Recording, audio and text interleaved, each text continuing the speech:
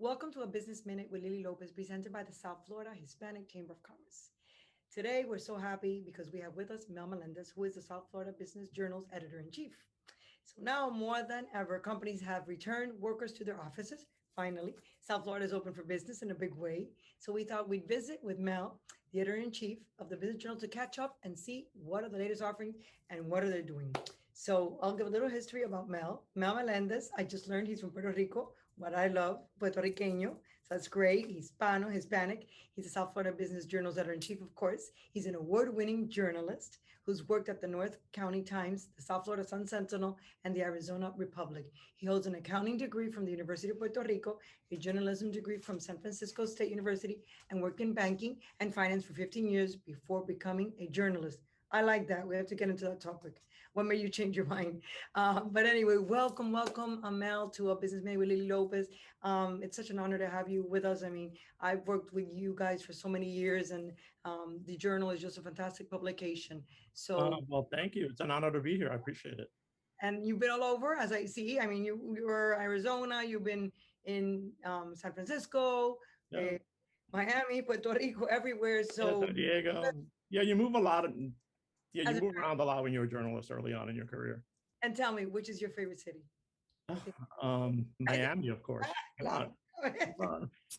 Miami, I mean, nothing compares. I love all of South Florida, but Miami has a vibe like no other place.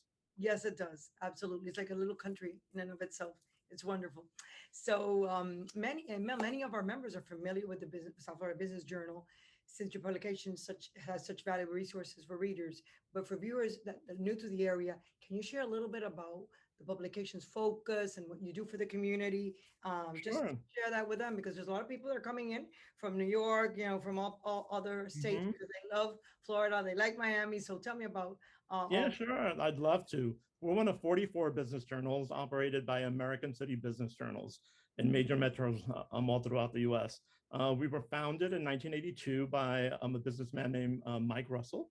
And our mission is to provide our readers with the news and the business resources, that are going to help them grow their businesses and advance their professional careers.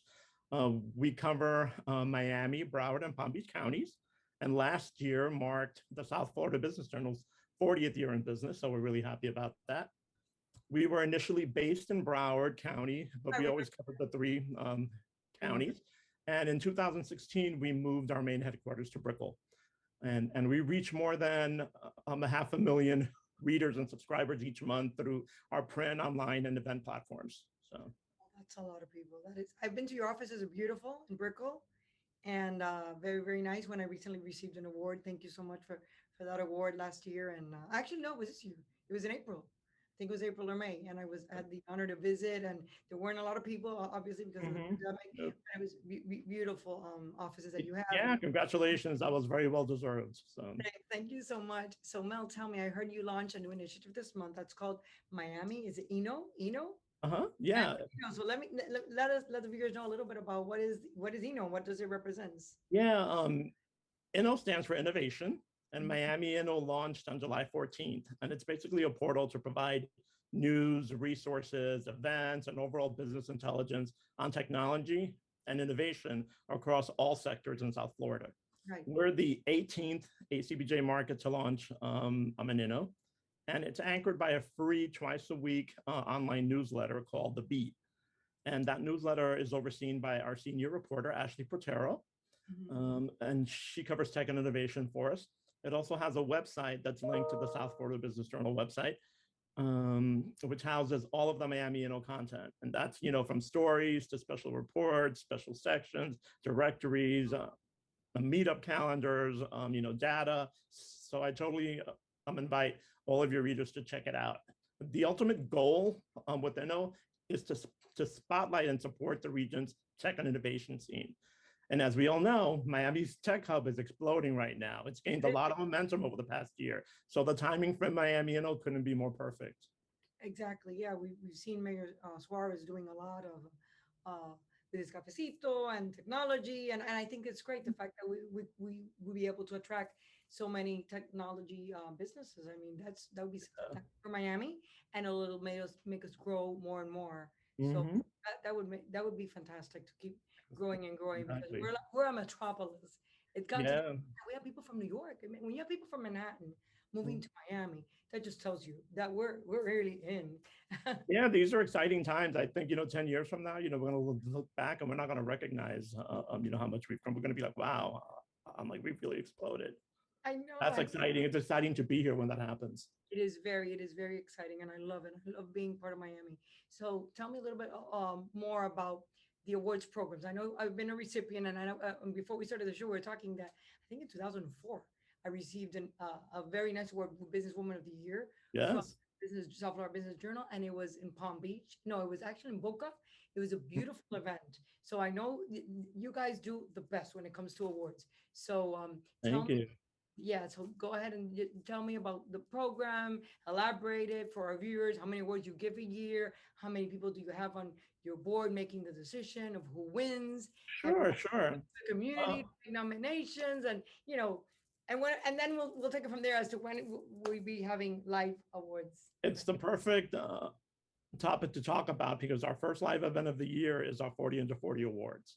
And that award honors 40 men and women under the age of 40 who've made a real impact in their fields and in their communities. And the event is on July 30th, so it's coming up. And we couldn't be more excited about finally being able to greet a lot of our readers in person. This awards program, the 40 under 40, is one of our most popular ones. It's really fun, and the response has been amazing. So people are dying to get out there and dying to get back to our awards, which we're really grateful for. Right, right. Overall, we have about 18 honors programs, and we end up um, honoring hundreds of people, executives, and companies throughout the year. Most of them, including 40 under 40 and influential businesswomen, which you received recently, are nominations based. And most of our honorees are selected by the editorial team. I'm in a panel of advisors, and the panel changes depending on the award. Some honors programs like our Ultimate CEO and our Power Leaders are not nominations based. Those are decided by the editorial team. Right. I got it. And the event that you're having now, the 40 or 40, is it live or is it still It's Zoom? live. It's live. It's the first fully live one, so we're really excited. Oh my gosh, that could be great. And where's it taking place? It's taking place at the Signature Grand in Davie. Okay, that's good because since you cover the Tri-County area, you Yep, got it's the midpoint. It's right in the middle. point exactly. That's It's right in the middle, and it's right off the freeway. So exactly. That definitely is a great venue. So speaking about awards, we recently partnered with you for your Diversity and Inclusion Awards. So want to talk a little bit about that program. I thought it was amazing and believe that those types of events are great. They're great for the community because we're in times where it's important to really talk about diversity, African Americans, Hispanics, LGBTQ, all of that, and we're very much in support of all of that because we're a minority. So as such, just tell me a little bit about that because I thought it yeah, was thank you. I agree with you. I mean, I think we enjoyed participating with you. yeah, no, thank you for that. It was really helpful. I mean, to partner with you on that in terms of getting the word out and identifying some really good people. So we really appreciated that help. The program, as you know, honored almost 24 diverse executives that excel in business across a lot of different sectors. And the awards are part of the Business Journal's year-long diversity and inclusion program. And it's a program that includes, it features panels on D&I best practices. Then we create content with the chief takeaway special sections. And of course, the Dni Awards Program, which took place in June. And like you said, we launched the program basically to help our readers. I mean, at a time when there was a real heightened awareness about the need for diversity, equity, and inclusion programs in the workforce. So we're really proud of creating a program that helps shed light on how diversity sparks innovation, it sparks better decision making, and improves financial performance for companies. So not only is it the right thing to do, it's smart for business. Of course it is. Who better than the people? If you belong to a certain minority group, you know what that group wants. So why not include them, especially in a community such as ours that's diverse, but at the same time, there's people from all over. and it's so beautiful. I think that makes us so unique and so special, and I'm so proud. It does. I So agree with you very proud, 100%. like you. So if anybody wants to reach out to you, for any advertising or for any information, just Hispanic-owned businesses want to learn more. So how do they do about Sure. I mean, call me besides calling me? sure. I mean, To give you if it's an editorial thing, if you want to send a pitch or a story idea or something, right? you can send that to me. All of Okay. our emails are our first initial, our last name, and then at businessjournals.com. So my email is Melendez, that's Melendez at bizjournals.com. If you're interested in advertising, our advertising director's name is Yasmin Gahed, and her email is ygahed, GAHED, at bizjournals.com. So, Exactly. Yeah. And you reach out to a lot of Hispanic-owned business. I'm assuming if like oh, of course. 79% of the population is Hispanic. Of course, like in most publications, I mean, the goal is always to grow your reach.